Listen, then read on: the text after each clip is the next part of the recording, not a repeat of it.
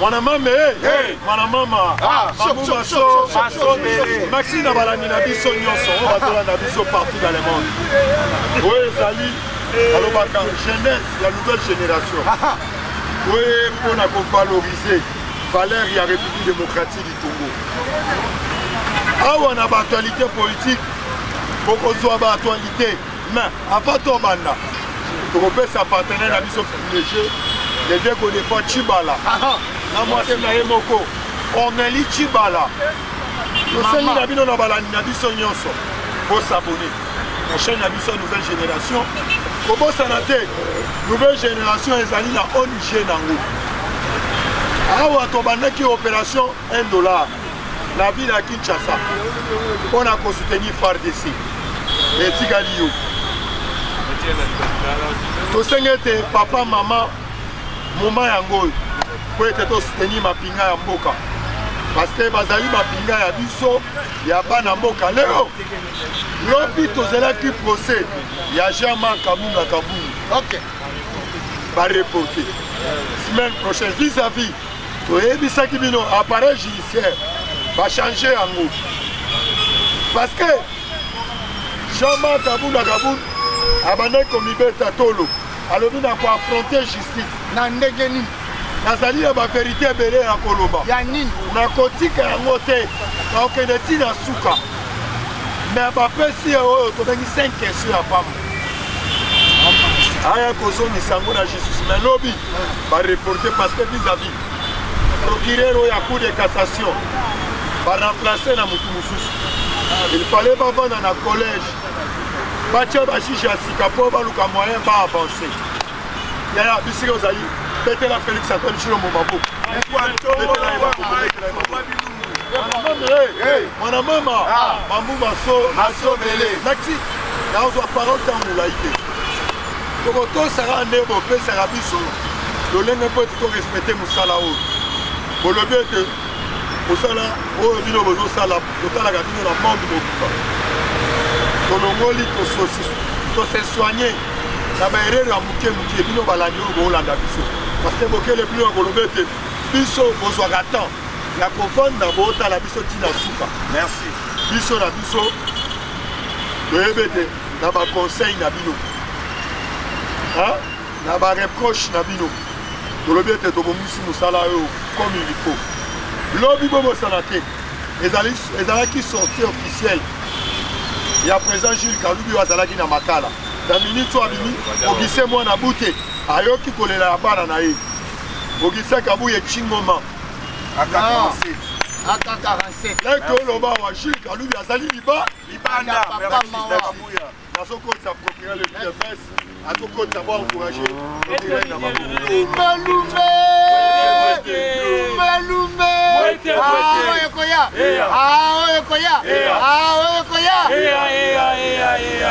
Allez, fatigue-toi. Fatigue-toi. Allez, fatigue-toi. Donne les informations. UDPS viva. UDPS viva. Fatibe. Merci beaucoup. Na balandi na biso banso balandi biso de partout dans le monde entier et surtout le secrétaire général Augustin Kabouya Mwanabouté. Merci. Parce que vous allez vraiment éveillé de partout dans le monde entier. Vous allez continuer par rapport à la libération de Gilles Moniere, Gilles Kaloubi. Le lobby a quitter la prison centrale Yamakala. UDPS viva. Cela veut dire quoi? Nous-mêmes, nous sommes les responsables de ce pouvoir. Oui. Mais vous avez vu, l'un de nous a été arrêté et puis. Alekisi Mikolomo Ming la carte à prison centrale à Makala. Là, il n'y avait pas un acharnement, là, il n'y avait pas un règlement de compte. Mais si c'était un membre du PPRD, si c'était un membre de la Mouka, les gens allaient dire que c'est un règlement de compte, c'est un acharnement. UDPS viva. Viva, parlez. Yango to le biboye. État de droit éponyme automo côté. Oui. Parce qu'à l'époque, de reste mémoire, papa Etienne Tshisekedi Moulumba Batuna question qu'est-ce qui signifie un état de droit? Merci. Papa Lobaki un état de droit, cela veut dire que non, Motonioso il faut ça nakati Yamibe. Quand nous instaurons un état de droit, tout le monde est censé de respecter les textes et puis les lois du pays. C'est pour cela que vous avez vu dans un état de droit. C'est pour la première fois dans notre pays, depuis plus de 3 décennies, d'ont assisté à un procès pédagogique, le procès de Vital Kamerhe à l'époque. Là où vous avez vu les directeurs de cabinet, les chefs d'état-major, les ministres, les ambassadeurs, ils sont défilés devant les instances judiciaires. IDPS viva. Viva, chaud. Le lot de décortiquer, moi, Mathieu Poboye, vraiment, Makamozali, la République démocratique du Congo. Batuni Bisso, que non. Et lobby fallait qu'hier chez nous, parce qu'aujourd'hui nous sommes le mercredi, hier chez nous c'était le mardi, Jean-Marc Abounde fallait qu'il soit au niveau de la justice. Mais nous allons vous expliquer le dossier à Jean-Marc Abounde. Il dépend de les informations. Donc pour expliquer bien sur le plan judiciaire et puis sur le plan politique. Parce que sur le plan politique, vous avez vu le lundi, Franck Diongo était allé chez Jean-Marc Abounde, chez lui à sa résidence. De l'autre côté, tout ce que Jean-Marc Abounde est en train de faire, ce sont des discours pour vendre à la opposition. Mais j'avais appris une information que jusqu'à preuve du contraire, une opposition, Jean-Marc Abounde était. Alors, Kaboun était déjà dans le pouvoir. Oui. Une personne qui a eu déjà dans le pouvoir, qui s'est acheté de parcelles, qui a construit des écoles, qui a construit des terrains, qui a construit des forages d'eau, qui a des villas à Londres, qui a des villas à Lubumbashi. Parce que n'oublions pas que Jean-Marc Abounde avait monnayé ma poste à IDPS. Jean-Marc Abounde gagnait des carrés miniers, confisqués des carrés miniers d'autrui à l'intérieur du pays. Bien parlé, merci. Jean-Marc Abounde a dit qu'on a bêtise à la sonorisation et à bateau. Jean-Marc Abounde a comme qui PCR en train de trouver les pinets d'autrui. C'était une façon de ternir l'image de ces régimes. Voilà. Gloire à Dieu, nous l'avons exclu et puis radié du parti parce que c'est un délinquant politique. Beauté. Oui, parlez. IDPS viva. Viva, chaud. Jean-Marc Abounde avait étalé son immaturité politique sur la place publique. Jean-Marc Abounde, de son point de presse, il a allé plus loin en outrageant le chef de l'État, en diffamant le président de la République. Et puis avec les injures publiques, nous allons vous faire voir quoi. Infraction outrage au chef de l'État est banni dans le régime Moté. Infraction outrage au chef de l'État est banni depuis Kassabou. Oui. Parce qu'à l'époque, il y a Kassabou, Lumumba avait la majorité. Dans le Parlement, et Kassabou n'avait pas la majorité. Et maintenant, Kassabou va dire comme état président lâche. C'est pour cela à cette époque qu'on avait créé les fonctions outrage au chef de l'État. Oui. Donc une fois que qu'on manquait président, tu serais devant les instances judiciaires. Et c'est ce que Jean-Marc Abounde aussi a fait. Parce que, le président de la République, il est la toute première institution du pays. Voilà. Et la présidence de la République, c'est l'administration de l'État. Là, on retrouve par conseiller, par membre et cabinet chef de l'État. Donc la personne du président de la République est sacrée. La personne du chef de l'État est sacrée. Et Jean-Marc Abounde, dans son point de presse, il est en train de dire que non, j'avais rappelé le président à l'ordre. Là, c'est un manque de respect vis-à-vis du président. Il y a des pères et des mères. IDPS viva. Viva, parlez. Yango Bomonaki, Jean-Marc Abounde, ce n'était pas à l'époque Batoubalobio, tant que papa Tshisekedi a créé. Nakamina Kenya ko présenté Kaboun comme état héros national et qui le kuta. Ce qui botali bien la vidéo wana. Kaboun atinaki mutu a soufflé papa Tshisekedi na matoi. Pour ma benga héros vivant. Parce que Kaboun a menti voir même ses origines à papa Tshisekedi parce qu'à cette époque papa est déjà malade. C'est ce qui a fait que tant on va nommer papa est au Kende Poto, tant que papa sont qui apprendre que Kaboun à côté de l'origine et papa sont qui nous souffler. Il ne peut se vivre. Viva, mec. Jean-Marc Kaboun yena yezaka lokuta la loku. Na lokuta no. Imaginons mon roi Kaboun comme président de la République. À Rotobola na ba pini à Batonios. Il ne peut se vivre. Viva, c'est un troueur de pinard. Oui. Est-ce qu'on peut remplacer Tshisekedi aujourd'hui pour que Kaboun devenir un président? Non. Ça ne peut jamais se faire. C'est là où nous disons ceci. IDPS est dans le rôle à Wenge, BCBC et Chile Piana. La Wenge 4x4 était. Les musiciens sont habitués à Wenge, BCBC et Batika la Boye Banate. Kaboun n'était pas intelligent que Tchibala. Tchibala a été nommé Premier ministre. A Funda Bisoku n'a pas été pour son siège à IDPS à la Boye. Oui. Les Lomoto a eu pensé à Tchibala Zate. Kaboun n'était pas intelligent plus que Valentin Moubaki. Aujourd'hui, Moubaki a eu un souci. Oui. Kaboun n'était pas intelligent plus que Mafungu, plus que Belgique. C'est viva. Viva. Si quoi le lobby, Et là, on dit que Kabunda Samba, le samedi passé, le chef de l'État avait fait des mises en place en justice. À celle qui va mise en place. Le professeur Fundo a qui le conseil d'État. A qui remplacé dans Arlette Odia. Dans niveau, il y a en tout cas merci beaucoup au président de la République pour avoir relevé le juge Yanni Raphaël. On a qui a procès à 100 jours. Va élever à titre posthume comme étant président cour d'appel à Gombe. Et ces familles vont bénéficier de tous ces avantages. Merci. Merci. Il n'est pas viva. Juge Yanni. Donc actuellement, à ça élevé à titre posthume, Koufa qui n'a procès. A commis président à cour d'appel à Gombe. Famille n'a pas bénéficié d'avantages. Il n'est pas viva. C'est ça un président de la République. Oui, il a mérité. C'est ça un chef de l'État. Il dirige le pays avec le cœur. C'est là où nous disons Fati jusqu'à 2080. Au bout de Katisi Bouraza, tu l'as vu, au côté de l'opposition collée. Il n'est pas viva. Si quand il a mis en place au Bassala qui est en justice, c'est ce qui a permis que va auditionner Kabundi l'hôpital. Maintenant, on peut savoir nos procédures. Dans le niveau du Parlement, dans le Kabounda, ça le point de presse, il faut qu'il y ait action disciplinaire. Le Parlement est une institution à part. Et la justice collabore avec l'institution Parlement. C'est ce qui a fait que la justice a levé à l'immunité dans le bureau ensemble pour pas que c'est Kabounda. Et qu'est-ce qui s'est passé? Les députés ont déjà la vacance parlementaire. Une fois que Moto a la vacance parlementaire, sauf que la justice a levé à l'immunité, c'est les deux bureaux du Parlement de Kosangana. Assemblée nationale et puis bureau du Sénat, batali levé maintenant à l'immunité. Et tant qu'on va lever à l'immunité, on va faciliter la justice pour ça la moussana. Il n'est pas viva.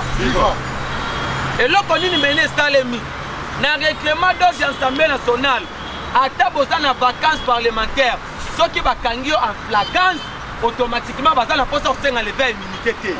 Et maintenant, le bureau de l'Assemblée nationale, basenga qui leva immunité balongola ki Kabundi immunité ba autoriser qui kaka poursuite judiciaire mais Kabundi va gagner en flagrance donc automatiquement à la détenu provisoirement pour avoir diffamé le chef de l'État. Dans on a commis lobby, il n'y avait pas moyen qu'on puisse lui auditionner pourquoi parce qu'il y a eu des mises en place au niveau de la justice en attendant que l'administration de la justice pas que ça va document merci à cause de la semaine prochaine il ne peut se vivre yango bo comprendre boye biso toyebisi bino la justice n'a rien à voir avec le président de la République. Le chef de l'État c'est une institution à part. La justice est indépendante. Mais la constitution dit ceci. Le jugement est rendu au nom du peuple exécuté par le président de la République comme étant le magistrat suprême. Parce que c'est lui qui fait la mise en place au niveau de l'appareil judiciaire. Il ne peut se vivre. Si on a mis Basali bloc antipatriotique, Moïse Katumbi, Joseph Kabila, Matata Ponyo, Franck Diongo, Jean-Marc Kabound. Mais de l'autre côté, vous allez savoir que non, Moïse Katumbi a pour remplir les critères comme chef de l'État. Parce qu'il a un déficit linguistique. Joseph Kabila, l'article 220, le dit à quoi qu'on soit en dessous sur la quantité. De l'autre côté, Jean-Marc Kabound, comme président parce que Bapina Batono se retrouve. De l'autre côté, Matata Ponyo, qui a volé l'argent de l'État pour construire l'université Mapon Bomoni Binomoko récemment. Matata a présenté citer le fleuve Yakindu. Oya Yibaki Mbongo na monsieur à l'État. Il ne peut se vivre. Yango, la population va accompagner le chef de l'État parce qu'actuellement, le président de la République a prouvé noir sur blanc.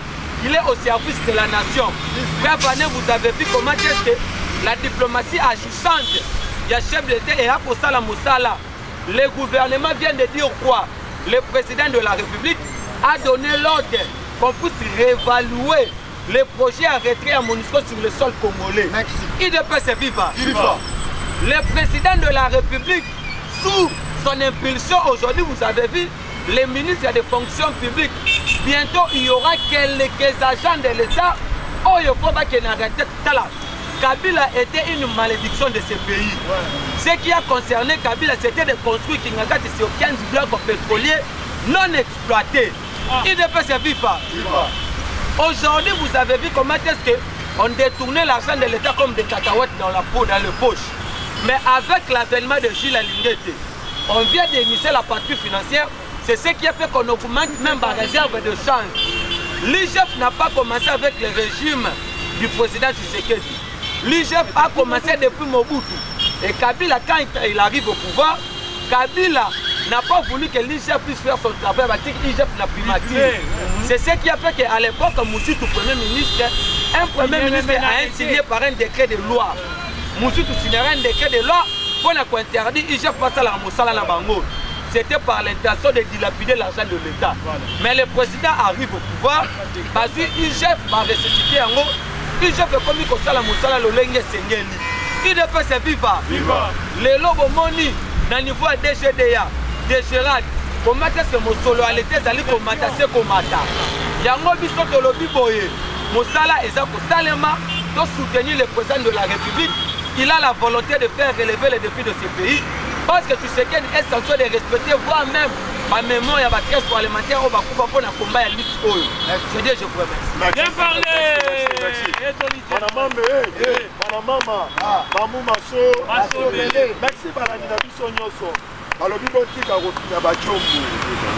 à Bachombo, vous allez concentrer. Parce que là, tu es au bas. Parce que là, tu es au bas. Comment ça n'a été une opération $1. On a soutenir ma femme de Sénadiso. Dans le baquette, Félix Antoine Chilombo Tshisekedi, Azali na bolingo ya mboka oyo. Ngam na lobate, papier moko. Dans mon protocole à pape, à tout ni pape, pourquoi on se délève Félix Antoine Chilombo Tshisekedi quitte na yo vandaka? Alobi ngai nazomo na ye tema, nazota la mutema na ye. Et loko na monika tina ye. Yobino bozomona yango te. Na lobakete Félix Antoine Tshilombo Tshisekedi akoéchouwa que jamais na mission na ye. Ba professeur balobi ete bana to Mobutu akabola ba chip. Système mona banobe yango pachero ya ba professeur. Tilelo.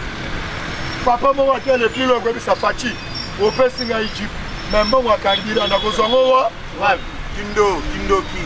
Kindoki, na ba sentiment. Mais la zone ça n'est été parce que la carte comme Magnola, salaire, il y a un professeur Lelo, va fonctionner à l'État. L'objet va s'aligner tapage, même la cité. Nazoya, à mon niveau, président, soit mélange cyclé. À cause de la bino, Facha yo à la base naïe. Cause un président Moko. Oyo mato inaye déjà devant population parce que on a biso na reste yango to ebisa kabino opposition ezate oui opposition ezate pouvoir ezali ba agitation politique bato baso luka ba intérêt na bango personnel yeah opposition faut tellement on peut ça argument solide pour te tomber dans Monisco Bozawad aucune déclaration. Il y a un bateau qui est opposant. Yaya, Bisika Bozali Boke. Bokeba. Merci. La zone de parole est en moulaïté. Vous allez à Fumuzulu qui t'a mis de Bamouta. À son côté. Où encourager Fumuzulu.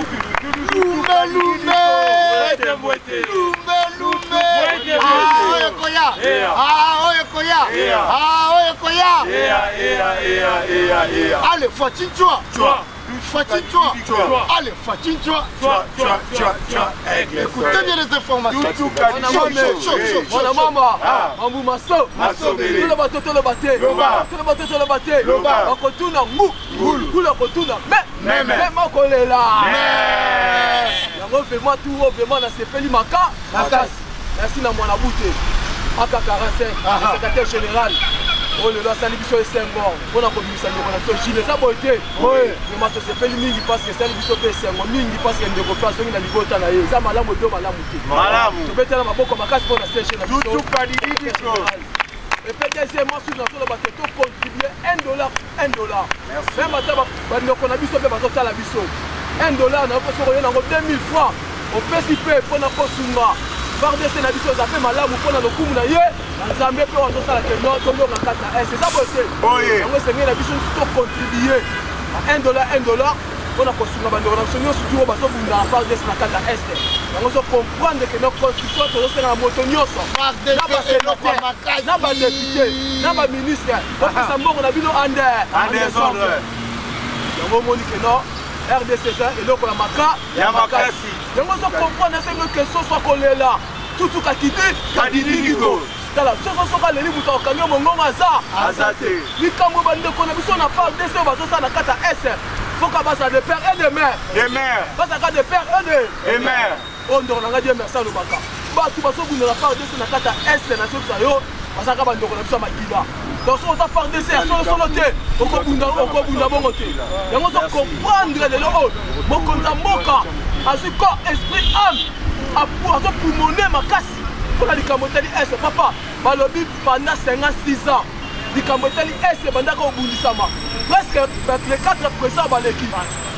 bakipango te epuis les 4 présidents oyo baleki bazalaki même corrompi makasi kotina baminere na biso kospionne peuple congolais kopesa bamakambo ya mabe mpona peuple congolais asui baminere na ye te mais babi ke le 5e président pendant 56 ans oyo na kati ya mboka na biso aye kostore epuis akopesa pouvoir epuis akopesa bolingo epuis balobi aete intègre juste epe fidèle na kati ya mboka na ye Congo Kinshasa tokobeta fasi beto maboko makasi te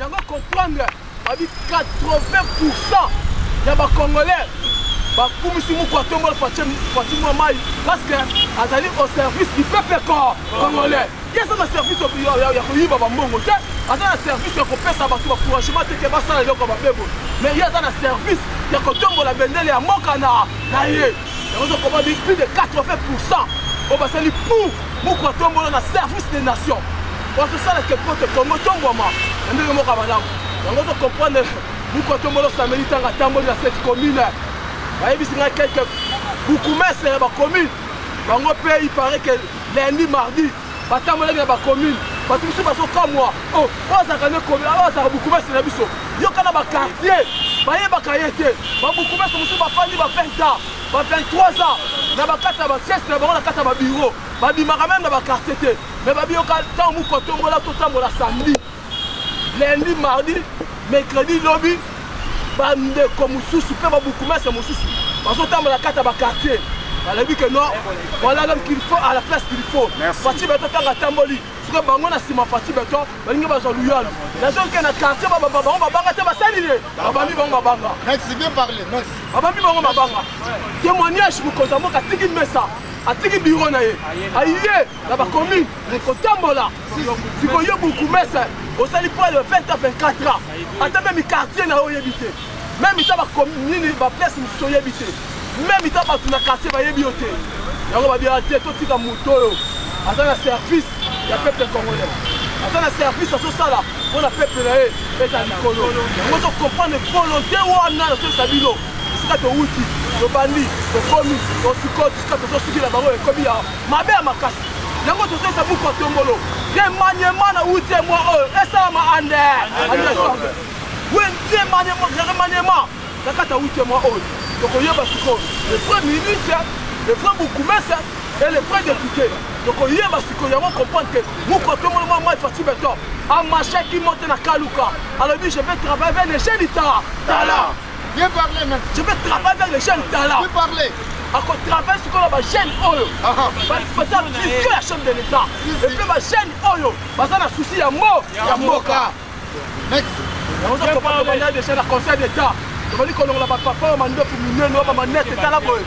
On dit qu'on tient ma chef yande. Mais nous 8e mois ali donc royaume Congo. Royaume Congo nouveau Congo. Nouveau Congo na servir 8e mois tout kota.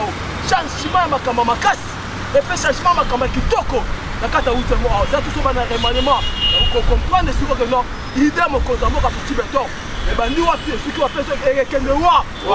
Bele bakolela. Et puis jamais que Kabunda. Tout ça le dossier d'ailleurs. Donc comprendre que non, pas jamais que Kabunda. Fati Beto kasede basa bandeko. Ya bolingo. OK ne ba jamais Kabunda bazaki bandoko mine. Donc on comprend les psychos bango. Parce qu'on comprendre. Donc ça jamais que Kabunda le mardi. Prochain soya. Okoyeba siko patati pasasa akolela na munoko ya mboka yango so comprendre que justice fait son travail tant Fati Beto azobongisa Fati Beto tant azostale bamakambo ebelebele mpona likambo etali justice yango toyebisi bino totono justice oyo na mboka na biso eza malamu yango moto etombolaka mboka justice nyonso eza malamu yango comprendre avec pe justice yango mpe moto elevaka pouvoir ya chef de l'état yango tokomana mpona justice na biso turo tokosala yango lisekite yango ozomona dossier matata poni même dossier ya Jean-Marc Kaboul on comprendre nesaka bino Jean-Marc Kaboul avant asala meeting avant annoncer makambo alobaki bazalaki 4 personnes na île Mateba bandeko nanga Congo central baso confirmer ngo bazalaki na nani na Kabila bazalaki na nani bazalaki na Martin Fayulu bazalaki na nani bazalaki na babato Moïse Katumba tindaki na kata île Mateba yango comprendre ba déclaration au Jean-Marc Kaboul na kosala même déclaration peu o nana to sala oyo mais Franck Kidiongo kaka même déclaration oh nani akelo sala kisanga donc so ma que bazaki da corrompu bazaki da Kabila sa corrompu déjà bango makasi et puis nation so que Kabila simsi bango touche à munene Kabila simsi bango touche à munene donc bakoye bakolela yango comprendre pe bato baso ba Fati Beto papa et puis tala balobi na mboka oyo eza bien quitté donc mboka fan de la MONUSCO parce que MONUSCO wana babile ta Kabila bazaki na ba camarade nalo batalo bate kabila sensation wana M23 bakodeko wana ba camarade sont des camarades ya ba Kabila bango nde bayebaki nini premièrement babilo ko MONUSCO ya kinango et puis deuxièmement babilo ko M23 na bayeki nango na ba Moïse Katumba na ba Kabila ba piembo ka pe deuxièmement balingaki ba candidatation et ça la mort complicité à MONUSCO na fondé ba français révélation na ba français na ko pas mu ko tomba vandi atali kana so papa ye kana so pepe congolais et puis kana so nzambe adedia ki moko ndeli boso nzambe abinga na kokokate yo nzambe alikolo sala musala na yo yango to kopa mayele nyonso o mu ko tomba so débattre bango et so uta pa nzamba likolo parce que azali le premier partenaire o ye mo ka tombola ki musala et ça quand je suis christian on doit comprendre bakamunyo so baso sala et so dans ni les ça c'est fait yango so mo na MONUSCO ba lobi que non c'est ma toute première fois na carte Afrique on a su décision de la MONUSCO et ça Fati Beto Beto la Fumutu maboko makasi c'est le premier président pour comprendre que il y a une décision de la nation finie donc ça acheté fait comprendre fait partout encore comprendre le monde déjà sima il y a comprendre partenaire na biso privilégié Amérique va comprendre ba talisima ba zongi siko ba comprendre ba zongi ba pour nini que maïa Fati Beto parce que diplomate a Fati Beto et ça likolo diplomatie à haut niveau il y a likolo et bouleverser ba américain mutu ba comprendre que non on ça muta kosimba ya kosimba que yango comprendre le homme là sur le MONUSCO il y a qui va robisani ne likoki moi c'est la 2024 plus on va na mboka donc comme ba MONUSCO anderson et si ka nyos biso moto ko saba province na biso moto kenga na mboka na biso anderson yango so comprendre que le cité ya suka na ngai papa na biso kadima ya c'est il doit tenir maboko makasi kadima ouais on comprend déjà programme élection la vie semaine va se faire ça mot a lobby sous lobby à répéter mais élection ça dit mais il faut que la étape donc on a le recensement il a bien parlé papa kadima élection ça dit mais jour tu y habiter donc on a nous tu y va nombre de Congo on a ça Congo fils du pays on a ça fils du pays troisièmement donc est-ce qu'on a les camerounais nini parti politique ma parti politique nous on comprend yango comprendre que bamba sur l'élection ba yebi que bato wana l'élection c'est la mutu mais donc c'est que élection tout c'est l'UDPS qui va organiser les vraies élections parti au pouvoir même que organiser l'élection parti ka biso kimia donc organiser l'élection na kimia surtout parce que mboka na biso besoin que na kimia nyonso pona ngano to kuta lilo lobby bien parler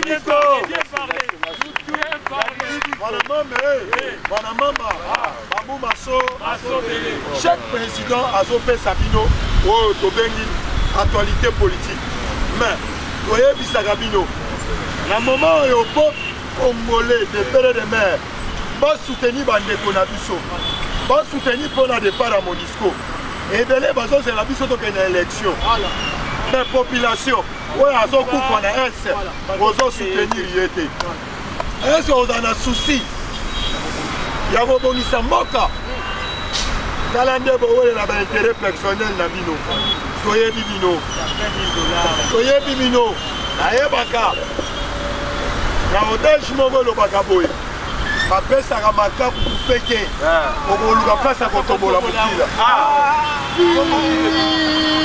bapesaka makaku kupeke okoluka place ya kotombola mokila merci awa nazokontinue kaka oyo tobengi na baactualité politique nabosani te président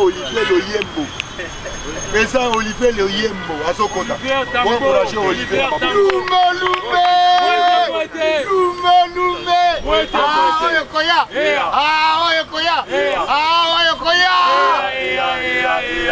allez fatine-toi. Allez, fatine-toi.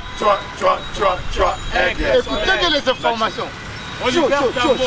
Merci, Peuple Spino Bambo Tembele, Bisika Bozali pour la médiation. Nazo Bossanate. Merci à Mouanabout, secrétaire général, pour son implication pour la libération à l'un de nous, parlementaires de Jules. Merci papa, merci. Alors, Bande Kobobo Sanate, tout ça n'a qu'à récolter fonds. $1 pour la FARDC. Bozali Libanda, na Allemagne, na Angleterre, et c'est la France. Bobo Sanate, bon contribuer pour la FARDC libérée. Et là, ils ont sans plus tarder, nous avons Maïko et Fachi Aoutaki na IDPS comme président et IDPS comme président de la République. C'est pour cela qu'Abunda Banakoya na casquette il y a président et IDPS pour être Fachi Anomaka. Nayango, ce que Otali Makamuya Matata Mponi. Tant que console à l'obaki a sali incompétent. Et c'est là que déjà, quand on a bango Ndiyo, na bango Kaboun, na batunyo soana. Na yango on a qui va mixer qui, mais c'est Matata Mponi pas président à Kaliakou constitutionnel. Le lot dossier à Kaboun, comment ça fait-il en commune en cour de cassation? Moutouo a sali l'outrage fait au chef de l'État. Il a outragé le président de la République. Moutouo a outragé le président. Mais à quel cour de cassation, bazongisier complice. Nayango Moni Kabunda Komo Banga. Je vous informe, na 3e tour Kabunda va être en mardi prochain. Kaboun, Akoyo Kaka Boy, a raison qui a sauvé. Ou soit que non, il fallait la proto qui ne peut traiter. Lukuta, que Fachi a sali nomination à ce que n'a apparu judiciaire.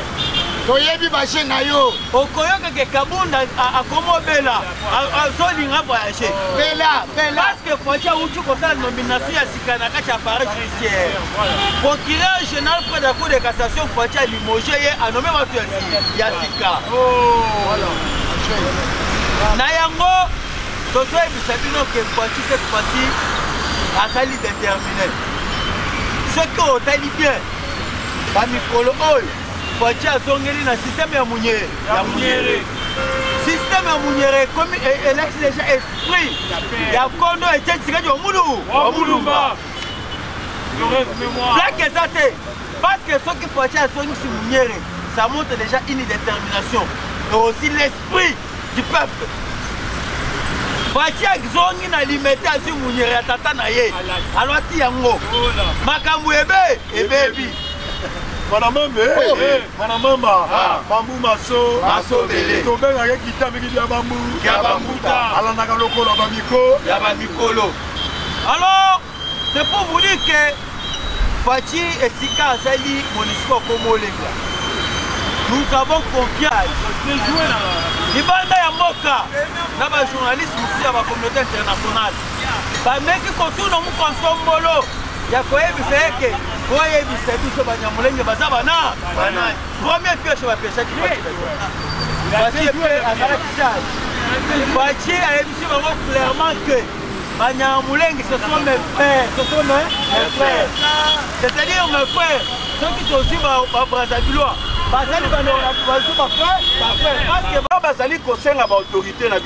C'est le moment de Kende. Pour nous contraquer, merci beaucoup de mon ami. Bon encouragé à tout le monde. Bon encouragé à tout le monde. Mon maman, Ambou Mako, Maxi, Nabalani Nabiso Nyonso. Pour signaler la sécurité interne chef de l'État. Papa Nabiso, il te fallait. Bazo Memelayo, communicateur copie. Pembeni na yo. Mais bazo sala musala. Baza sur le terrain. Bravo, en plus de l'obaquette, ce que mon île de Salanine. Elle est là. Oyebi. Ayebi bien, Wakabwanga. Azalaka na biso boy. Tous les conseillers chefs de l'État. Ozalaka sont aussi problème oye.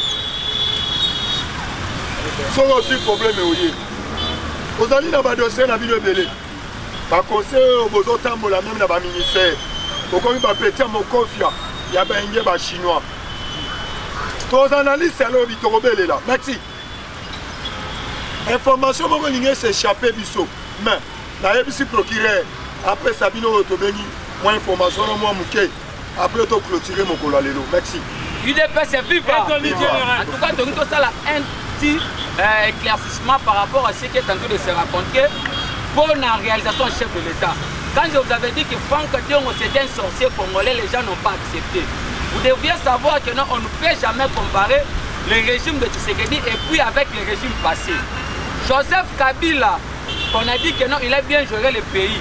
Mais Joseph Kabila, pendant 18 ans, il a laissé le budget dans ce pays à 4 milliards de dollars. Mais le président actuel, il a que 4 ans au pouvoir. Aujourd'hui, nous avons un budget de 11 milliards. Oh, déjà, nous avons la prévision, il y a 16 milliards en 2023. Mais Franck Diongo vous dit que non, Tshisekedi gère mal le pays par rapport à Kabila. Tshisekedi gère mal le pays. Vous avez vu comment le caisse de l'État dans 4 ans d'exercice au pouvoir, il a stabilisé le taux de change à $1 équivalent de 200 000 francs congolais. Il n'est pas vivant. C'est que nous voulons dire ceci. Le président de la République a un bilan largement positif. Parce qu'on donne le bilan après la fin du mandat. Donc dans le mandat, on fait ce qu'on appelle l'évaluation. C'est qu'en 2023, nous allons gagner les élections et puis nous allons faire en sorte que nous puissions rafler la majorité pour nous permettre que le président a continué la réforme sur le plan judiciaire et puis sur le plan, il y a Armel Abisso. Je dis, je vous remercie. Merci. Tozobeta c'était s'abonner la nouvelle génération. Les alliés chaîne Nabino ya bana mboka. Kemba na bangulu. Ozo ke na présidence, ozo le betenga na communicateur. Na mbongo na memela ba communicateur. Kemba. Yi chef azali na nzela na yo. Chaque jour biso to banda ko be la bino. Bo sala pe musala te. Bo pe na population na sima na bino te.